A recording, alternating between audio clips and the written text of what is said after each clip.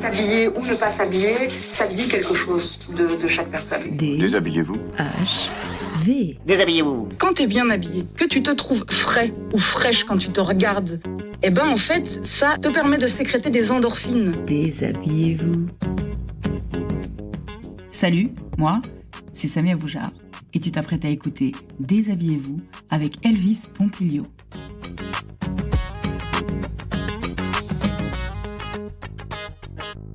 Salut Elvis. Bonjour. Je suis ravie de te recevoir. Non, parce que c'est toi qui me reçois. Je suis chez toi, là. Je suis dans ton atelier à Bruxelles, sur l'avenue Louise. Je suis ravie que tu me reçoives parce que comme... On a pu se rencontrer. On s'est rencontrés il y a quelques mois. On a travaillé ensemble. J'ai eu l'immense joie de... pas de t'habiller, parce que je pense que tu n'as besoin de personne pour t'habiller, mais de t'aider, voire même, pour être plus précise, juste de t'accompagner dans le choix d'une tenue pour un projet qu'on a mené ensemble. Oui. Alors, comme ce podcast est jeune et que en fait, j'ai envie de le laisser se développer, vivre et grandir un petit peu au gré des rencontres et au gré des discussions. Il n'y a pas encore vraiment, tu sais, de phrases type. C'est bien, c'est mieux. Voilà, mis à part, évidemment, ce que j'ai dit pour commencer. Mais donc, quand j'ai préparé notre rencontre, je me suis dit que ce serait cool que je te dise 4 trucs que moi, je sais sur toi et qui me semblent être importants, en tout cas qui ont une certaine importance pour moi dans le personnage que tu représentes. Et par la suite, te donner la parole pour que tu puisses compléter, étoffer, rajouter, préciser ce que moi je raconte. D'accord. Alors, pour moi, tu es qui ? Tu es un fils de mineur italien. Tu as étudié l'art à Liège, notamment la peinture, la sculpture, la photo, le graphisme, la publicité. Tu es l'ambassadeur dans le monde de la Belgique, pour moi, au travers de tes créations, parce que tu as travaillé avec un grand nombre de personnalités, d'artistes et d'autres artisans. Tu as collaboré avec d'autres artisans également. Et alors aussi, tu as commencé à faire des chapeaux dans des vieux vêtements. Voilà, c'est les 4 choses que j'ai apprises de toi, à ton sujet, et que je trouve importantes pour commencer un petit peu à ébaucher le personnage que tu es. Qu'est-ce que toi, tu rajouterais à ça ? Mais c'est vrai, c'est tout ça. Et juste les études, d'abord, j'ai eu beaucoup de chance d'avoir des parents qui m'ont laissé faire ce que j'avais envie de faire, parce que faire des études artistiques à l'époque, il y a plus de 35 ans, c'était pas... plus de 40 ans, c'était pas évident d'accepter ça. Et donc, j'ai eu la chance d'avoir des parents qui étaient assez indifférents à mon sujet, donc ils m'ont laissé faire tout ce que je voulais. Ils étaient indifférents ? Un peu à ça, oui. Ils voulaient pas trop avoir un enfant, donc j'ai eu un accident. Ok. Donc, je suis arrivé par accident. J'avais déjà une grande sœur de 15 ans. Et donc, je suis arrivé et personne ne voulait vraiment un frère encore. J'avais déjà 3 sœurs qui étaient plus âgées que moi. Et donc, quand je suis arrivé, c'est pour ça qu'on m'a appelé Elvis, parce que ma grande sœur adorait Elvis Presley. Elle a dit, bon, si c'est un garçon, on l'appelle Elvis, sinon rien. Ok. Donc, c'est Elvis et Elvis Pompilio, voilà, c'est pour ça. Et puis, donc, les études, c'était important pour moi de faire des études artistiques parce que c'est vraiment ce que je voulais faire. Je voulais faire un métier artistique. Je ne savais pas quoi encore. Et la mode, c'est venu après. Donc, je voulais faire soit architecte d'intérieur, soit décorateur, soit, je sais pas, soit artiste, peintre ou sculpteur. Je ne savais pas vraiment encore où j'allais atterrir, où j'allais me dire comment j'allais faire pour arriver à mes fins. Et donc, petit à petit, j'ai commencé à étudier dans cette école qui était très intéressante. L'ICADI, c'était une école très intéressante où on faisait vraiment plein de choses différentes. Au fur et à mesure des années, on se perfectionnait, on faisait des choses plus compliquées. La première année, on apprenait à peindre simplement un mur. La deuxième année, on apprenait à faire de la dorure, de la sculpture, faire du trompe-l'œil sur ce mur, etc. Et donc, c'était faire du faux bois, du faux marbre, faire de la dorure, faire du lettrage. Plein de choses qui m'ont beaucoup servi par la suite. Donc ça, c'est les études et... À quel moment tu as su que tu voulais faire des études artistiques ? Est-ce que déjà, petit, tu chipotais. Ah oui, très petit. J'étais déjà très jeune, je savais que je voulais faire un métier artistique. Je savais que j'étais différent. Et donc, ça me déprimait un peu d'être tellement différent parce qu'à l'époque, je n'avais pas d'explication sur cette différence. Et je connaissais pas d'artiste, je connaissais pas. Et donc, je me suis un peu toujours débrouillé tout seul à essayer de comprendre qui j'étais et comment ce que j'allais faire. Et j'ai compris au fur et à mesure des années, j'ai compris. Et je ne me suis jamais laissé non plus impressionné par les gens qui étaient pas d'accord avec moi. À l'école, parfois, ils ont essayé de me harceler. Et moi, je leur ai dit qu'ils étaient des ringards, que je dansais. Ils ne voulaient pas que je m'habille comme ça. Ils ne comprenaient pas ma façon de m'habiller, ma façon de m'exprimer, la musique que j'écoutais, etc. Okay. Je leur ai dit, vous êtes des ringards parce que vous êtes toujours baba cool, vous, avec vos pattes d'EF et vos ponchos. Et moi, j'étais déjà punk. J'aimais la mode punk et le rap et tout ce qui était nouveau. Et je leur disais, mais vous verrez, dans 5 ans, vous aimerez ce que j'aime. Et en fait, au fur et à mesure, ils ont commencé à me respecter parce qu'ils ont compris que c'est vrai, j'étais avant-garde. Okay. Et donc... et toi, t'en avais conscience de ça? Ou alors c'était par provocation? Par provocation, et puis c'était un petit peu de confiance en moi, et je savais que de toute façon, j'étais dans le bon parce que je savais... Moi, j'étais sûr que c'était ce que je portais, c'était beau, que j'adorais, que j'aimais bien cette musique, que c'était le futur, que c'était magnifique, que c'était nouveau, qu'il fallait avancer, et voilà, j'ai toujours été dans ce mouvement-là. J'ai toujours voulu avancer et faire de nouvelles choses, et donc ils ont compris, et ils ont accepté, et ils m'ont salué, et ils ont apprécié. Ma franchise et qui j'étais et comment je le faisais. Ça, c'est les gens qui étaient avec toi à l'école? À l'école. Pourtant, c'est une école artistique. Oui, c'est ça. Et même comme ça, c'était... Ah oui, c'est ça. Ok. Absolument, c'est ça qui est un peu le paradoxe, c'est que c'était une école artistique et ils étaient un peu contre la modernité, la différence, voilà. Ok. Ensuite, qu'est-ce qu'il y a eu d'autre? Mes parents, oui, j'ai été élevé par des parents italiens. Mes 2 parents étaient tous les 2 italiens. Mon père a été très courageux, il était mineur. Ma mère avait un café avec des logeurs. C'est quoi? Des logeurs, c'est des gens qui logent dans une maison. En fait, c'était tous des mineurs qui, le soir, il y avait comme des chambres. C'est pas un hôtel, c'est juste une auberge, si tu veux. Je sais pas comment on appelle ça. Et donc, moi, j'ai grandi dans une ambiance très bizarre, parce que c'était un café, les gens, le soir, se saoulaient. On dînait à table avec tous les gens de tous les pays différents. Donc, c'était assez une ouverture d'esprit, quand même. Ça m'a ouvert l'esprit aussi, et ça m'a toujours...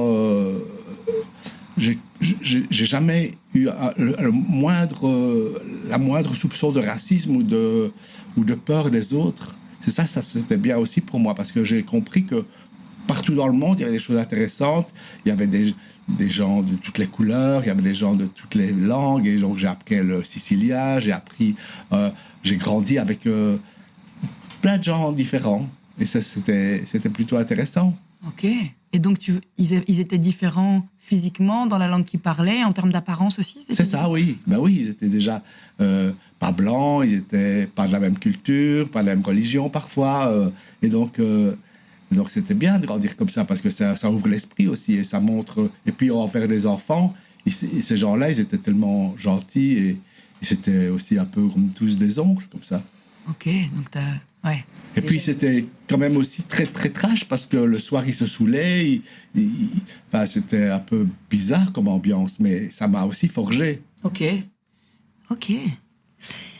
Et donc, on a parlé des études, de tes parents, tu as repris là-dessus. Ce truc, on lit partout, parce que j'ai quand même essayé de faire mon travail, mon taf. Je me suis documentée, où on lit beaucoup, j'ai lu beaucoup, que tu es l'ambassadeur de la Belgique, de l'art belge, de la mode belge à travers le monde. Qu'est-ce que toi, tu penses de ça, de ce qui se dit par rapport à ça? Moi, je fais mon travail, je fais ce que j'ai envie de faire, et je n'ai jamais fait ça pour ça non plus. Je n'ai jamais fait mon métier pour devenir ni connu ni riche. J'ai voulu devenir faire ce que j'avais envie de faire.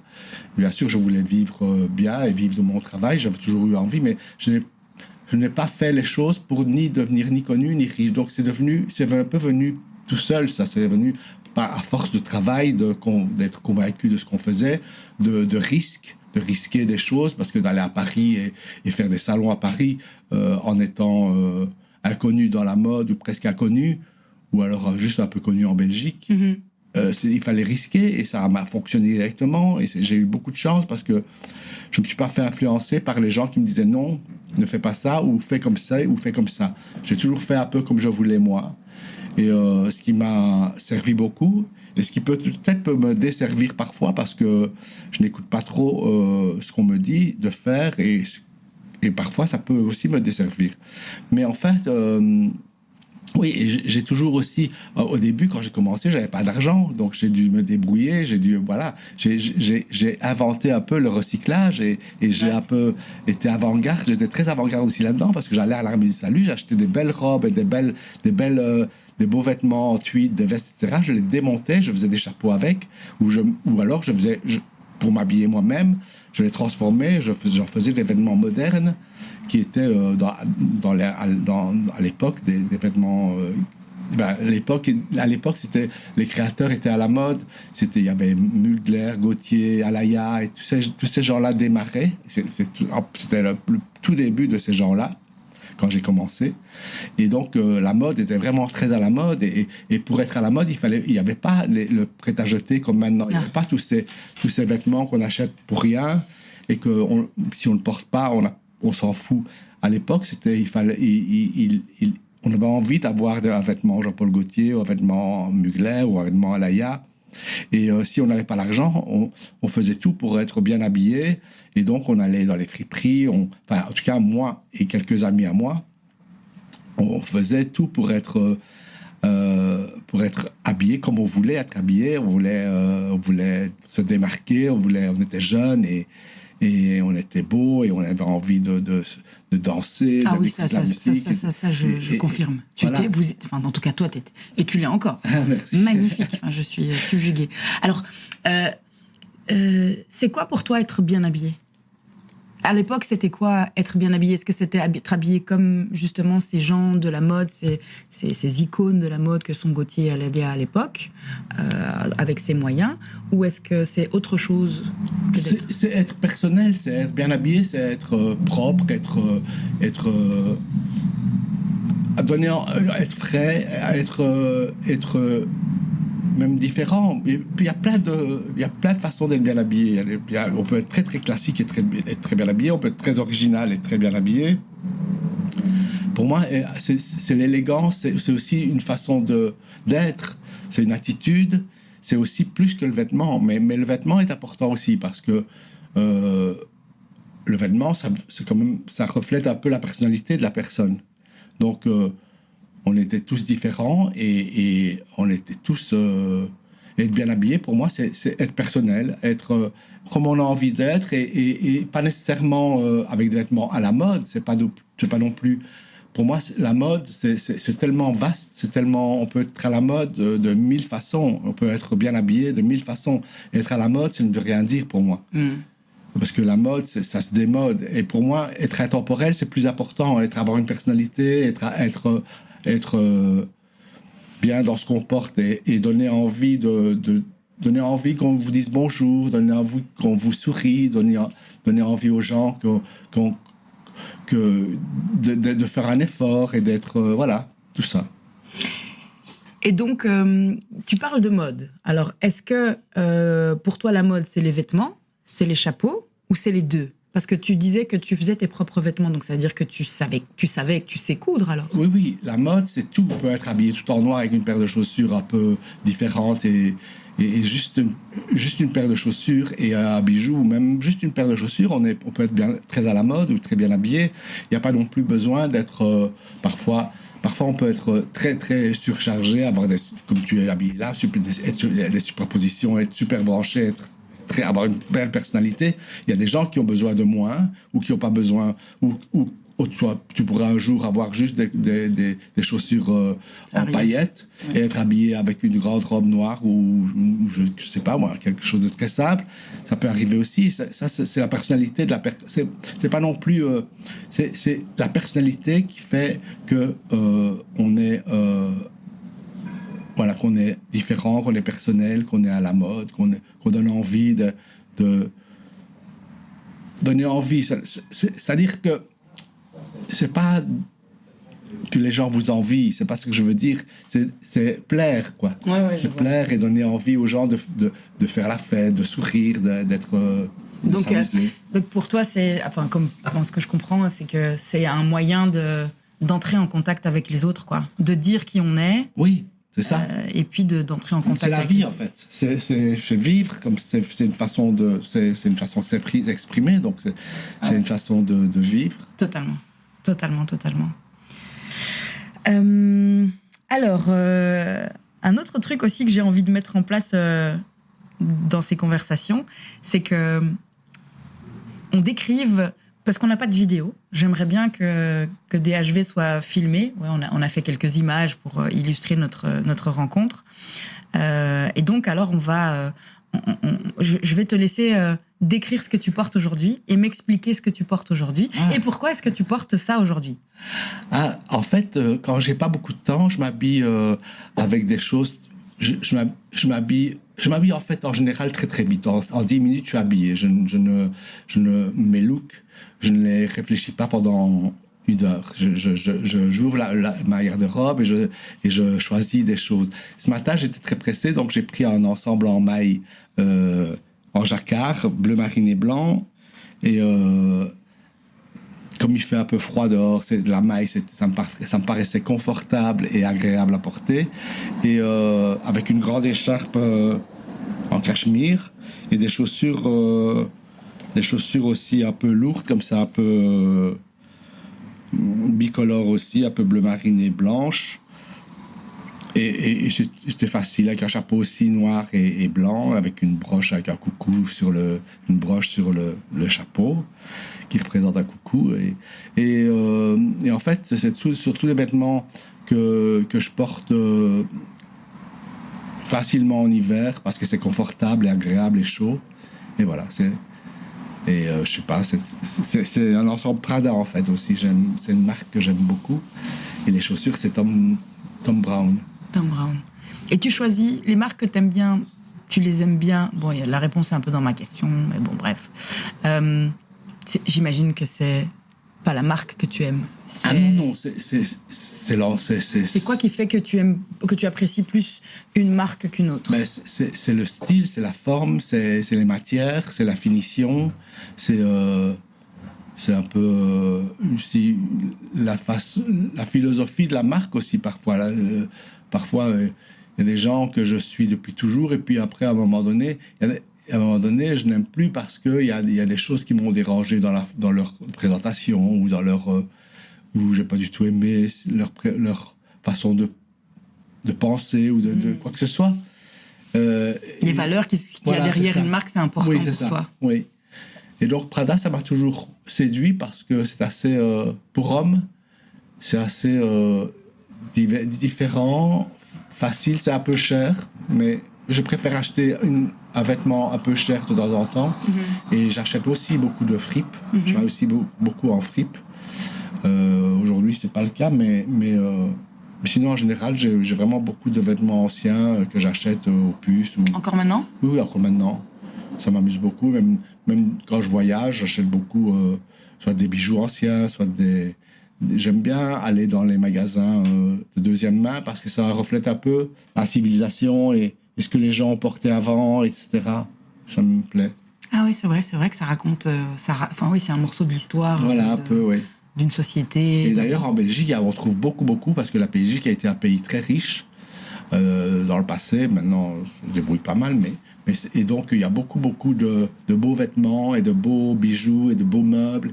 Il y a une quantité énorme. En France ou en Italie, il y a beaucoup moins. Ah ouais? Je trouve. Ah, j'aurais pensé qu'en Italie, peut-être, il y aurait... En Italie, il y a beaucoup moins de friperies et de meubles aussi anciens. Pourquoi? Je sais pas, je crois qu'ils ont... Ils les gardent, peut-être? Ou ils ont jeté, ou je sais pas. Ou les gens ne les jettent pas, peut-être, justement, que ça ne se retrouve pas dans le marché. Je sais pas, mais ou ils étaient moins riches, peut-être. Le pays était moins riche. Ah oui. Eh ben, comme on parle de friperie, tu as travaillé dans une friperie quand tu étais étudiant. Ça, c'était un beau souvenir parce que c'était, en fait, on était tout un groupe d'amis J'ai d'abord été client dans cette friperie. À Liège? À Liège. Elle existe encore? Tu sais non, si elle non, existe c'est encore? une dame qui est toujours vivante, mais qui est très âgée maintenant. Elle n'est pas très âgée, mais elle ne travaille plus. Et elle m'a appris beaucoup parce que c'est une femme qui s'appelle Marcel Goffinet. Elle m'a appris beaucoup parce qu'elle avait énormément de goût. Et elle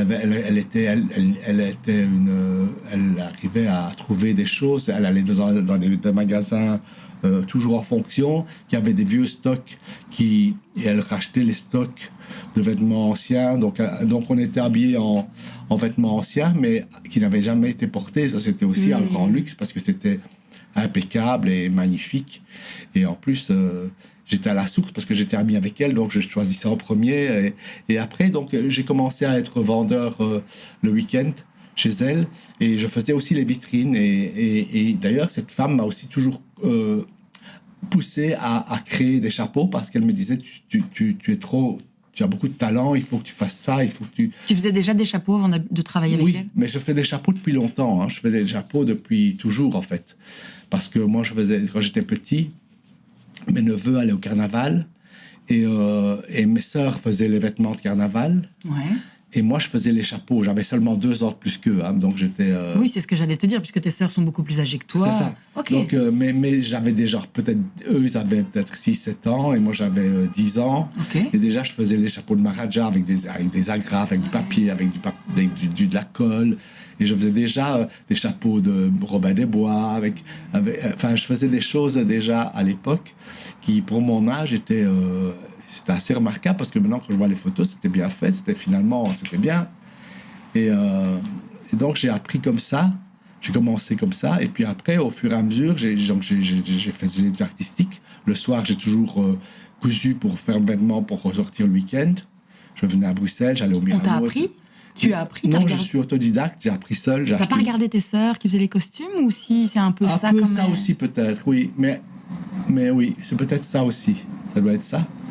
Mais c'est assez autodidacte quand même. J'ai une machine à coudre. J'ai commencé à coudre. Je ne savais même pas enfiler les machines à coudre au début. Et j'ai appris comme ça. À force, tous les soirs, je faisais des vêtements. Je transformais des anciens vêtements.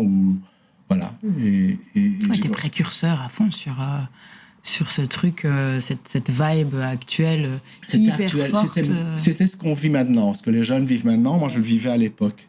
Mais j'étais un peu à Martia à l'époque. J'étais très différent. Et c'est grâce à ça que je suis aussi devenu qui je suis, enfin, que les gens m'ont connu, et que dans les capitales, comme à Bruxelles, les gens ont envie de ça.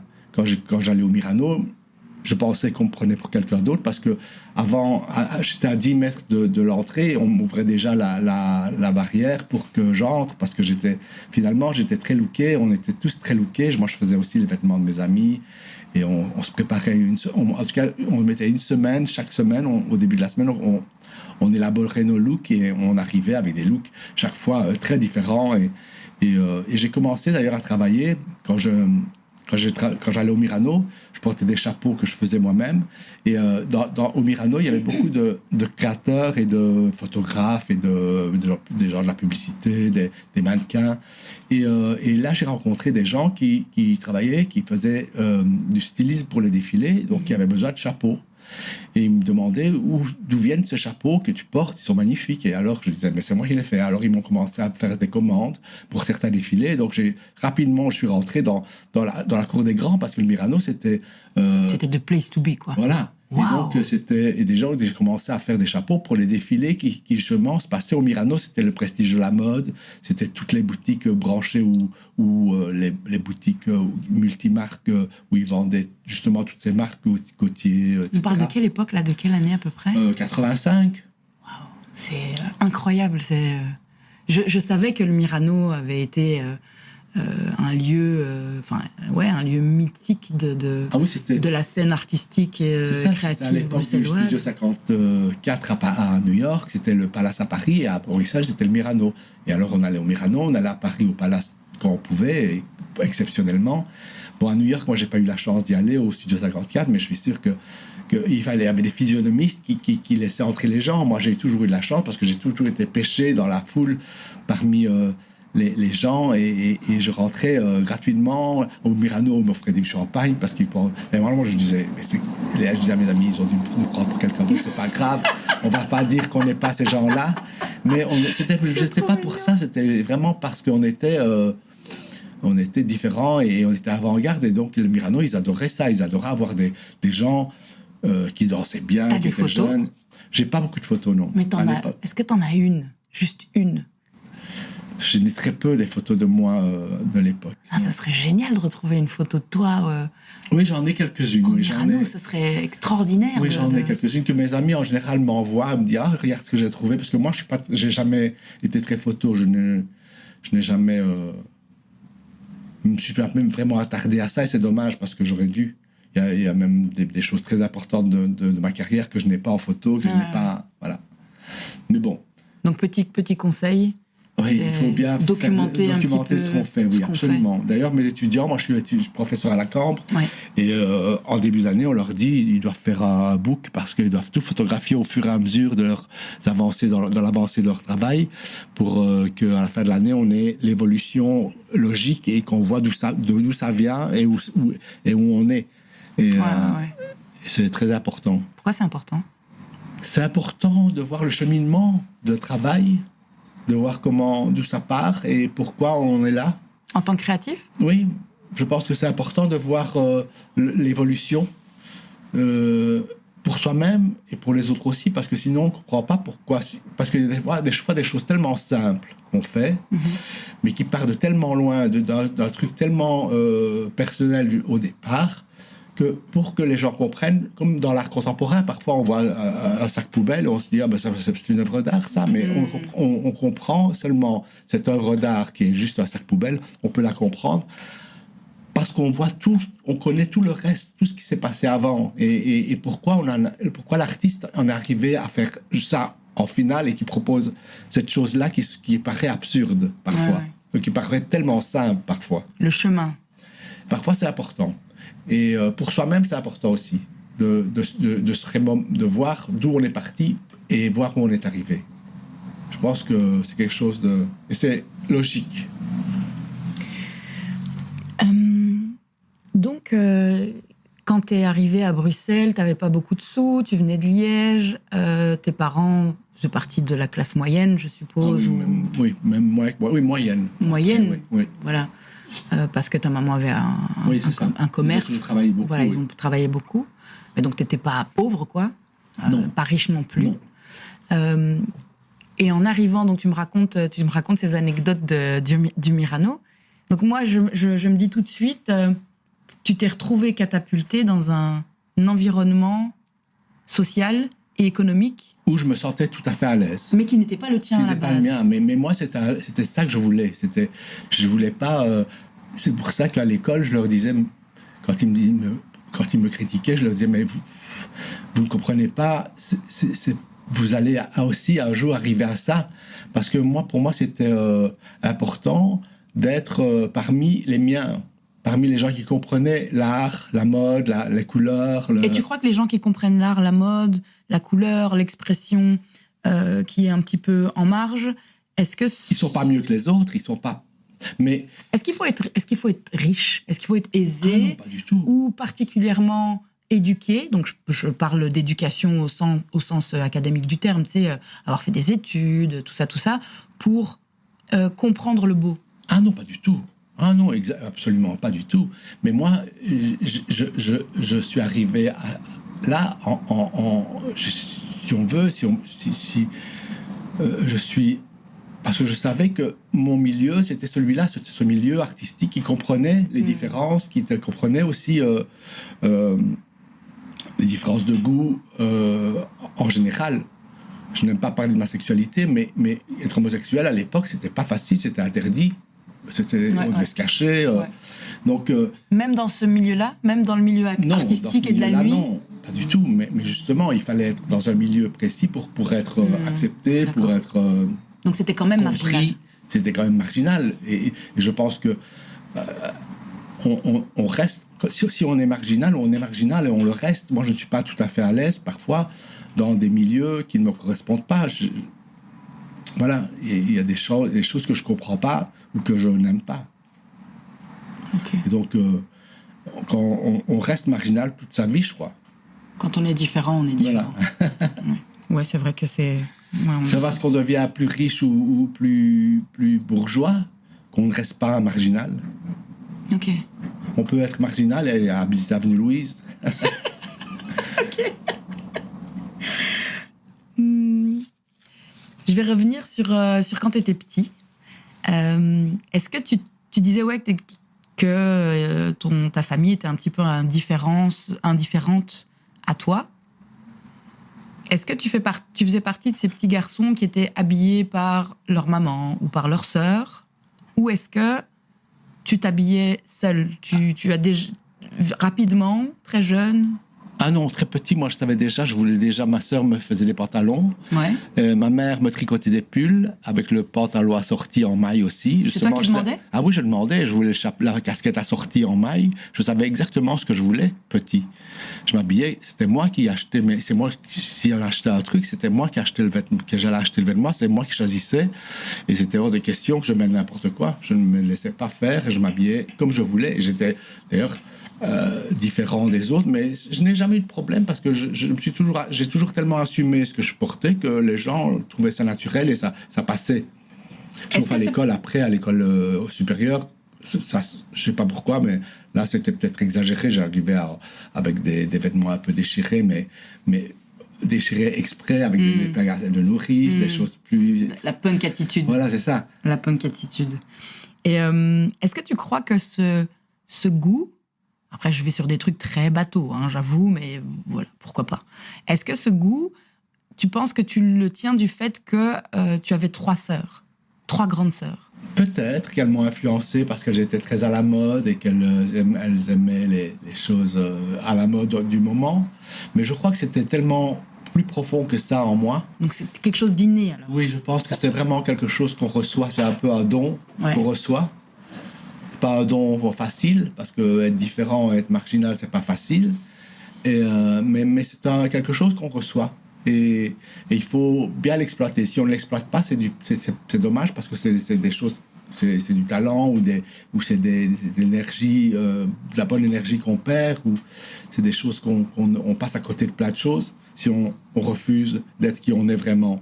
J'aurais pu aussi refuser et dire ah non, moi je dois être classique, je dois me marier, je dois avoir des enfants, j'aurais pu aussi avoir cette mentalité, je ne sais pas, c'est possible. Mm-hmm. Mais alors je serais passé à côté de ma vraie vie. Ouais. Donc j'ai eu de la chance d'avoir ce don et j'étais persuadé de que ce que je faisais c'était bien et que c'était bon et que de toute façon il n'y avait rien de mal, je faisais rien de méchant, je n'étais pas drogué, je n'étais pas prostitué, je n'étais pas alcoolique, j'étais rien de tout ça. Donc, et ça t'envoyait toi? Pardon? Et ça tu envoyais dans ton environnement? Ah oui, bien sûr, je voyais tout ça, je voyais des gens très malheureux qui se droguaient, qui se prostituaient, qui buvaient, tout ça je l'ai vu. Et je n'ai pas jugé, parce que chacun vit sa vie, c'est juste triste. Parfois, parce que quand on est jeune, on commence, c'est un peu grave. Mais après, moi, je les ai revus, ces gens qui ont commencé à se droguer jeunes. Je les ai revus, après, ils sont morts maintenant. Ils sont plus là, ils ont vécu des vies horribles parce qu'ils ont dû prendre des médicaments pour remplacer la drogue. Et physiquement, ils ont toujours été en mauvaise santé, et puis pas heureux donc ils sont passés à côté de quelque chose. Donc c'est triste tout ça. Oui, en effet. On va passer à un truc plus marrant. Est-ce que tu as eu des modèles ou des inspirations à un moment donné, parce que tu parlais de cette époque, les années 80, l'âge d'or de la mode, et justement de ces gens un peu différents. Parce que si on parle de Alaïa et de Gauthier, Gauthier... vraiment à côté de tout ce qui était classique. Alaïa, pareil, un homme passionné par les femmes, qui sublimait les femmes. Absolument. Et qui était tout petit, et pourtant dont les créations sont juste incroyables. Oui, quand tu vois les tissus qu'il a créés, parce qu'il a créé... il est toujours à la recherche. Moi, j'ai travaillé un peu avec lui. Enfin, je n'ai pas travaillé avec lui, mais je l'ai fréquenté un moment. Enfin, je l'ai connu. Mm-hmm. et il était toujours en perpétuelle recherche. Il ne s'asseyait pas sur ses lauriers, quoi. Il a toujours fait des choses nouvelles. Moi, c'est ce qui me plaisait aussi, c'est des gens qui faisaient toujours, qui voulaient se dépasser toujours. Moi, j'aime l'art contemporain, j'aime l'art classique, j'aime bien la peinture, j'aime Dali, j'aime Picasso et tout ça. J'aime les choses uniques et tellement personnelles, j'aime tout ça. Et ce qui m'a influencé dans mon travail, oui, c'est tous ces gens qui ont eu des vies peut-être pas faciles au départ, mais qui ont fait ce qu'ils voulaient faire. Moi, même mes modèles, sont tous... Il y en a plein. J'ai plein de modèles. J'ai des modèles aussi bien dans l'art contemporain comme Jean-Paul Goude. J'adorais Jean-Paul Goude, qui est un créateur de personnalité. Lui, il a créé plein de choses. Il a fait de la pub, il a fait des looks. Enfin, il a créé Grace Jones aussi. Il lui a fait son look. Il a fait plein de choses merveilleuses. Et j'adorais la peinture, tous les peintres. Le trompe-l'œil, tout ce qui était un peu différent et nouveau, et finalement qui n'est pas si différent et si nouveau que ça, parce que ça rentre dans les classiques, c'est dans les musées. Ouais. Et quand tu dis que ça, c'est ce que tu aimais, c'était des modèles, est-ce que ça t'a... Leur démarche, est-ce que tu les as... Tu t'as appris comment est-ce qu'ils travaillaient non, pas du tout. Moi, je me suis jamais calqué sur qui que ce soit. J'ai toujours fait des choses très, très naturellement et très vite. J'ai toujours été pressé de faire les choses et il faut que ça aille vite, il faut que ça avance. Et donc, j'ai toujours précipité un peu les choses. J'ai voulu faire comme je voulais, mais je n'ai pas commencé à lire des biographies ou des histoires, ou je n'ai pas observé, ou je n'ai pas... Non, j'étais très naturel et c'était très, très simplement et très spontané. Ok. Tout en adorant plein de gens et plein de choses et plein de mouvements. Les années 40, le Bauhaus, toutes ces choses-là, j'ai sans vouloir, j'ai connu, j'ai appris, mais sans rechercher vraiment à apprendre. Je me suis pas dit je veux apprendre. J'ai appris parce que ça t'intéressait, donc ça simplement. Attire ton œil, Voilà. Et tu te dis ok c'est quoi, Voilà. comment c'est fait, et puis tu regardes et c'est tout. Et voilà, Et c'est ça, simplement. Et puis ça se déclenche, il y a quelque chose qui se déclenche, je m'intéresse un peu plus, je vois que c'est le Bauhaus, c'est le dadaïsme, c'est l'existentialisme, toutes ces époques, tous ces mouvements m'ont finalement peut-être influencé, mais je me suis pas vraiment attardé à ça. Tu t'es pas dit j'ai besoin d'une formation en histoire de l'art? Non, pas du tout, non. Non, ça m'aurait peut-être fait du bien, mais je l'ai pas fait. Ok. C'est chouette en fait ce que tu dis parce que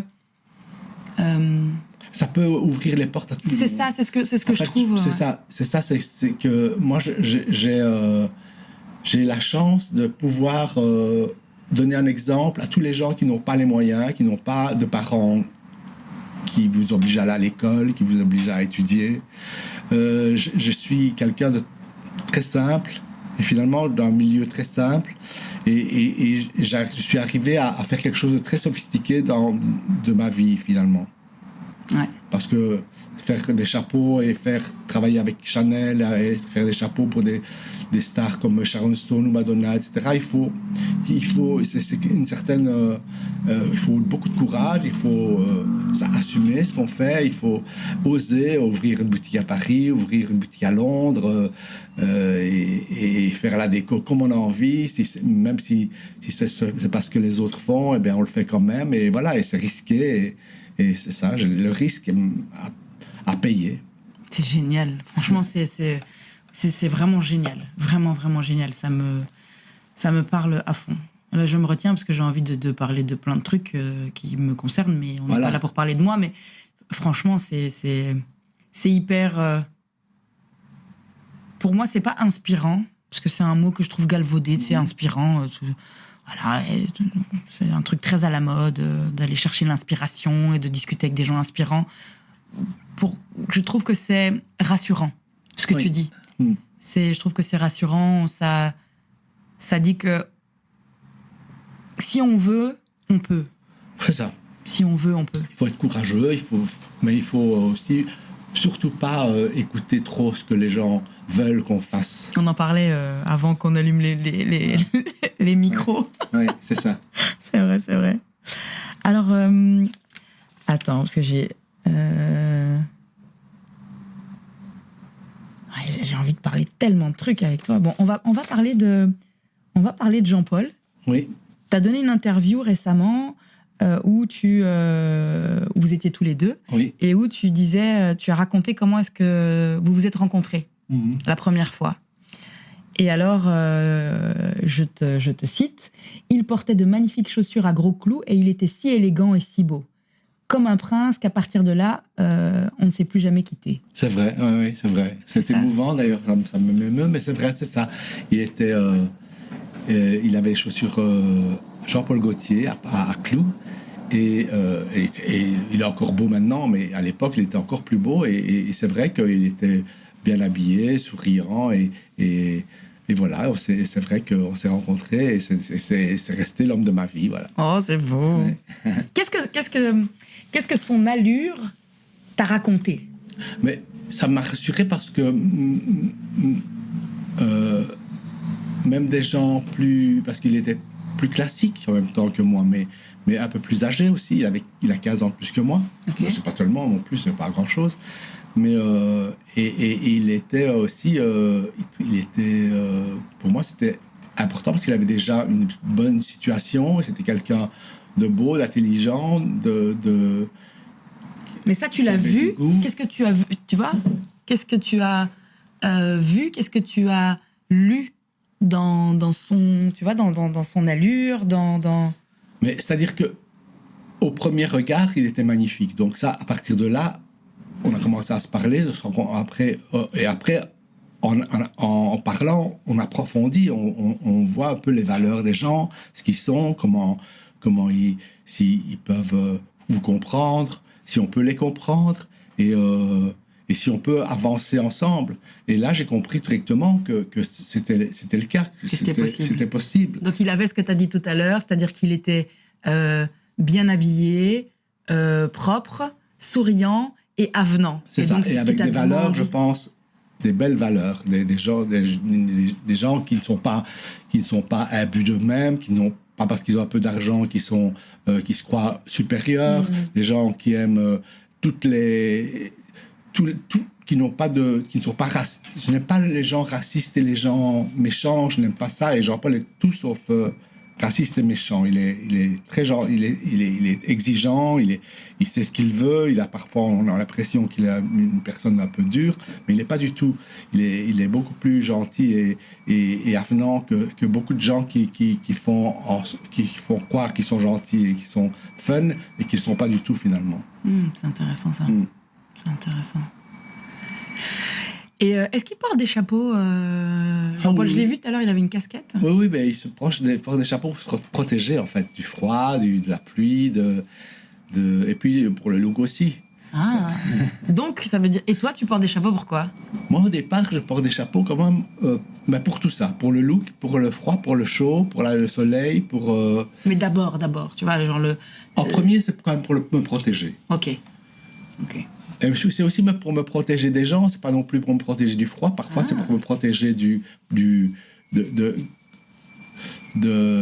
regard des gens. J'ai envie qu'on me regarde d'une façon, pas d'une autre. Ouais. Et donc ça ponctue un peu, ça met l'accent sur la personnalité, le chapeau. Donc j'ai envie qu'on comprenne un peu rapidement qui je suis, sinon c'est pas la peine de commencer à tourner autour du pot et de faire croire qu'on est quelqu'un d'autre. Voilà, j'ai envie que ce soit direct.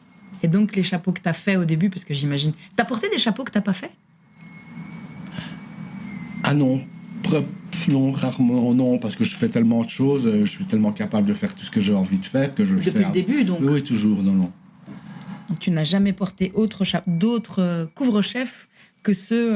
Non, oui, peut-être des chapeaux anciens. Peut-être quelques chapeaux anciens. Ça m'a peut-être arrivé, oui. Ouais, quand tu étais à Liège, je voilà. suppose. Même encore actuellement, c'est parfois vrai? un beau chapeau ancien en fourrure ou des choses que je ne fais pas trop. Oui, je peux le porter. Donc, un chapeau, ça ponctue. Tu dis, et ça, comme ça permet de comprendre tout de suite quelque chose. Alors, Oui. est-ce que dans une silhouette, le chapeau, il raconte la même chose que le vêtement? Il peut raconter la même chose que le Raconter vêtement? plus parce que, par exemple, on peut être habillé. Par exemple, on est habillé tout en noir. Ouais. On met un chapeau de cow-boy, on ressemble à un cow-boy. On met un chapeau de curé, on ressemble à un curé. On met un fez, on ressemble voilà. On est très différents par rapport. Ça vraiment, ça définit un peu tout le style. Le chapeau, ça peut être un élément très très important dans une silhouette. Ça peut être quelque chose le plus important, la silhouette, si on veut. Ok. Parce que j'ai cherché la définition d'accessoire dans le Larousse. Oui. Ah, voilà. Et alors, bon, j'ai un peu manipulé la définition pour qu'elle aille dans le sens de ma question, j'avoue.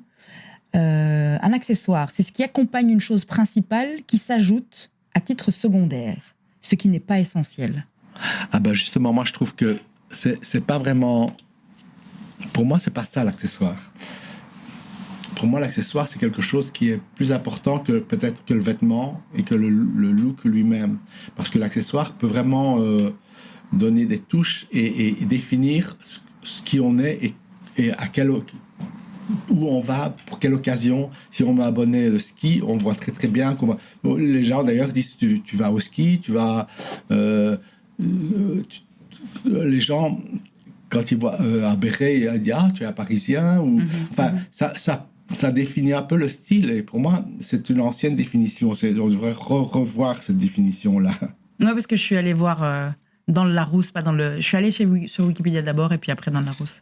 Mais j'avoue que je l'ai un petit peu manipulé, la définition, exprès pour te faire dire des choses. Oui. Et ce que tu as... On revient sur ce que tu disais tout à l'heure, c'est ton côté avant-gardiste par rapport... Maintenant, je le suis moins. Je l'ai été beaucoup avant, mais maintenant, je suis un peu rentré dans... Maintenant, je n'ai plus de raison de l'être parce que moi, ma personnalité, elle est comme ça. Ok. Et je ne peux pas aller plus loin que ce que je suis là, où je suis. Oui, avant-gardiste par rapport, tu veux dire, on est avant-gardiste à une époque oui. précise. Voilà. Mais maintenant, je ne le suis plus parce que maintenant, les fripes et tout... Enfin, mettre des fripes, retravailler des vêtements anciens, du recyclage, ou faire des accessoires différents, et tout ça, c'est dans l'air du temps.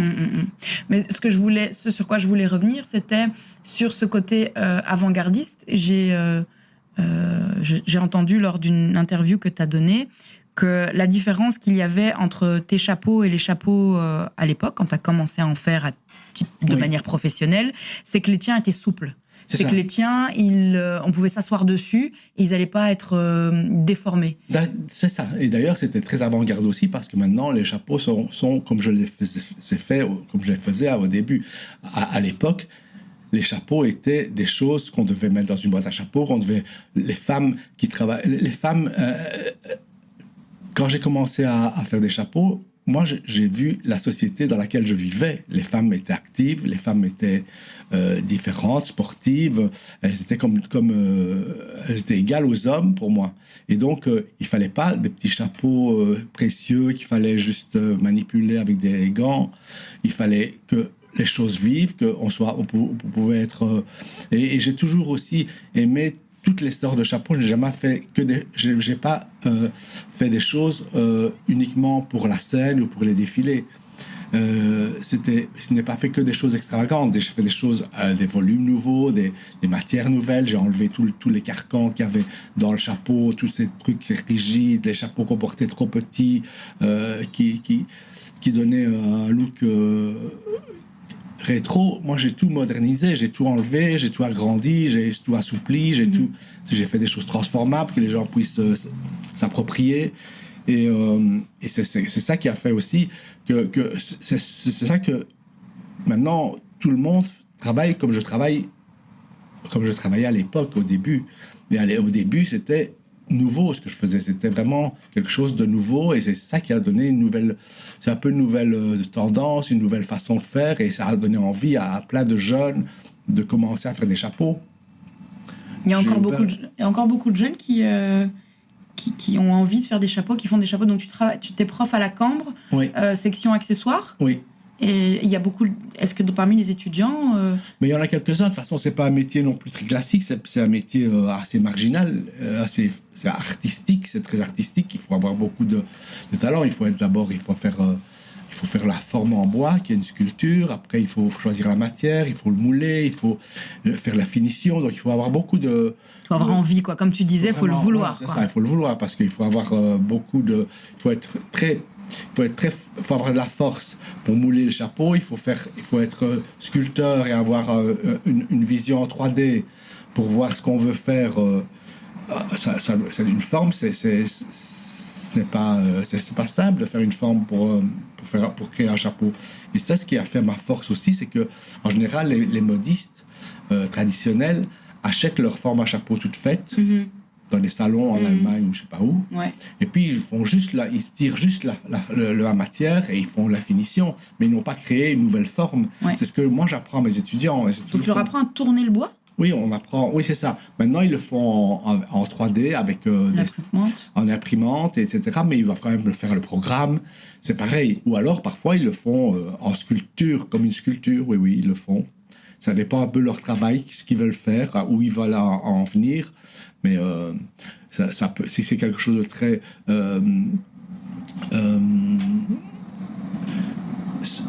pas symétrique du tout,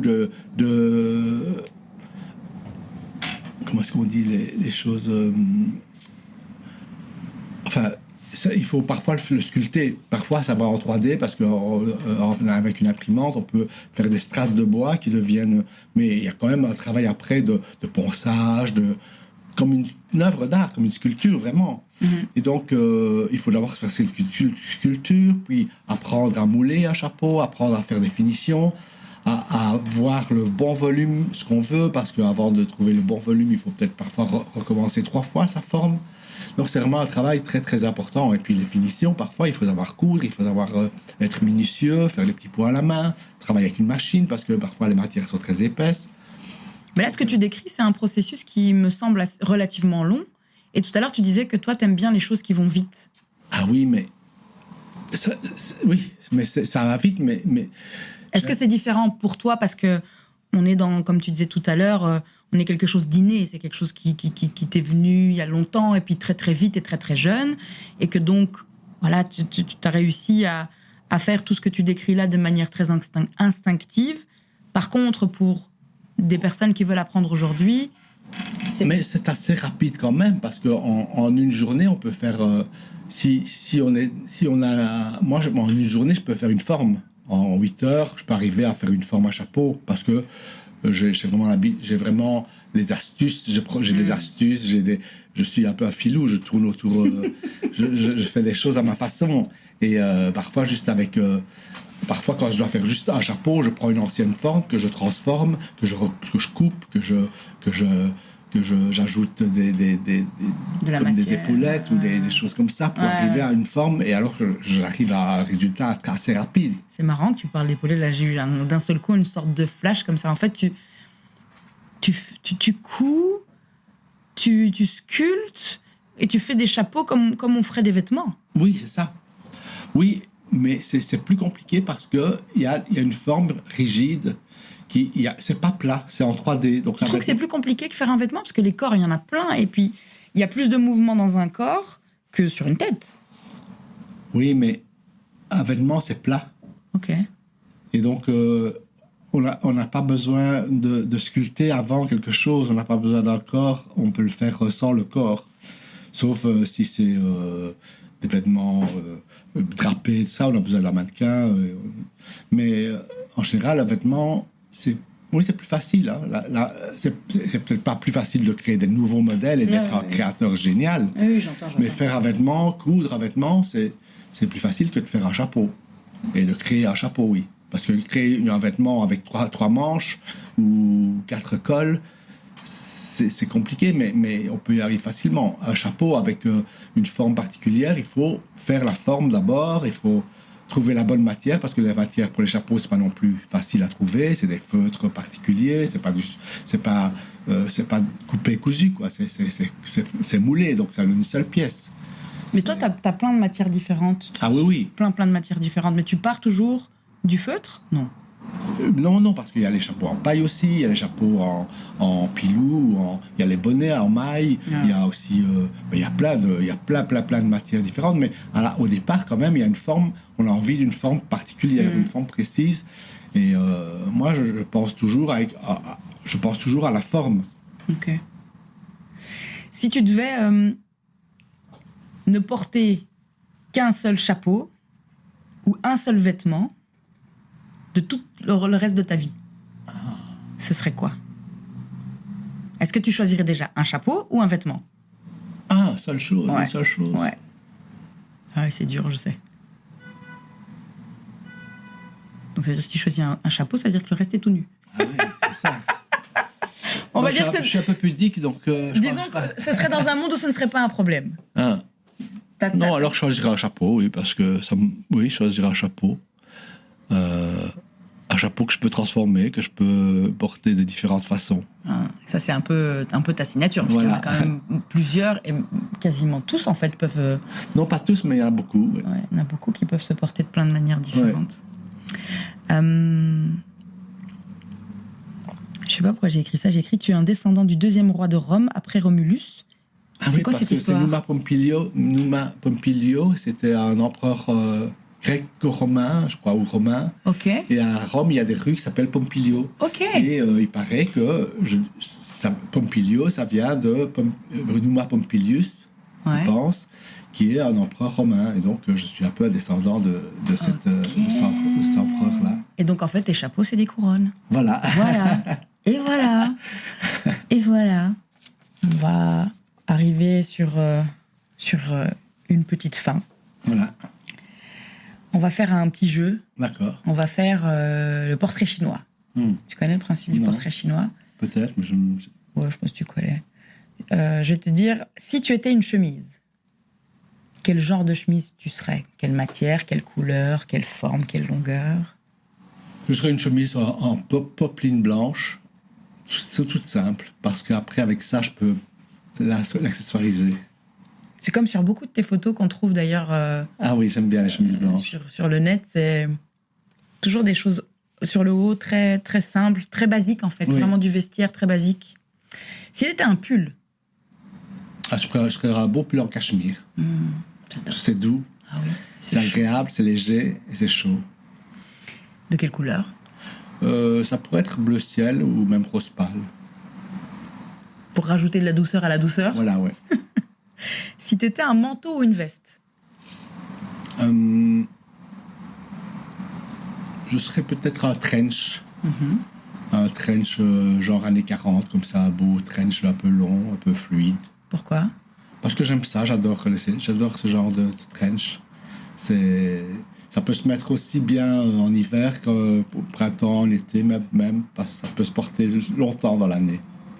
T'aimes bien les choses, comme tu disais, intemporelles, qu'on peut Oui, j'aime bien, tirer oui. comme ça. Voilà. Si t'étais un accessoire, Ben, je serais un chapeau, certainement. Mais s'il doit être autre chose qu'un chapeau, ça serait peut-être une broche. Une belle broche. J'aime bien les broches. Je trouve que ça aussi, c'est amusant, c'est pas courant. Il y a plein de broches différentes. et toi, t'en as une sacrée collection. Ah oui, ça, on a vu ça quand on s'est rencontrés, Oui, quand on a fait ta tenue. J'en ai beaucoup, oui. J'ai des valises de bijoux fantaisie. Oh, waouh. En fait, on a plein de points communs. Elvis, c'est incroyable. Je me retiens depuis tout à l'heure de oui, dire, voilà. mais en fait, on est pareil. Et donc, si t'étais un chapeau, Je serais un chapeau de cow-boy. J'aime bien les chapeaux de cow-boy. J'aime bien un peu j'aime bien un peu les uniformes, le carnaval, tout ça. Je serais ou un képi ou un chapeau de cow-boy ou à haute forme, quelque chose qui est de très évident, qui définit un peu quelque chose, où tout de suite on... Voilà, on sait ce que c'est. Ok. C'est pas mal, ça fait une silhouette plutôt sympa. Je sais pas ce que je vais faire des portraits chinois, mais j'ai l'impression que une petite voix est en train de me dire... On peut faire un collage. ça me fait... Exactement. 2 dernières questions. Ta définition du vêtement et ta définition du chapeau. Pour Elvis Pompilio, qu'est-ce qu'un vêtement ? Un vêtement, c'est un peu une parure. C'est une façon de s'exprimer. Et puis le chapeau, pareil. C'est vraiment, pour moi, ça a la même fonction. C'est le même... Et c'est une protection aussi en même temps. Ok. Super. Bon, j'ai encore plein de questions, plein de sujets que je voudrais aborder avec toi, mais je pense que voilà, je t'ai tenu assis pendant un peu plus d'1 heure. On a appris plein de choses parce que tu m'as dit des choses que je n'ai pas lues et pas entendues ailleurs. Donc c'est bien. Je pense que j'ai réussi le pari que je m'étais lancé à moi-même. Je te remercie encore pour ton temps. Aussi. Je te remercie de me recevoir chez toi et j'espère j'espère rien du tout. Tout va bien. Voilà. On va couper. Que la vie continue. Oui, c'est ça. Merci pour ton écoute. J'espère que cet épisode avec Elvis t'aura plu. Si tu as des questions, des interrogations, des suggestions, n'hésite pas à me laisser un commentaire et surtout à t'abonner à DHV sur la plateforme d'écoute de ton choix. Dans le prochain épisode, je reçois Laetitia Jurissen, une collectionneuse connaisseuse de vintage hyper pointue. Alors, rendez-vous au prochain épisode. Salut! Déshabillez-vous est un podcast créé, présenté et produit par Samia Boujard, moi, avec une musique originale de Maëva Fiston, alias MPLI, montage, mixage et post-production par Alice des Belles Fréquences et Laetitia, podcast manager. DHV. Déshabillez-vous.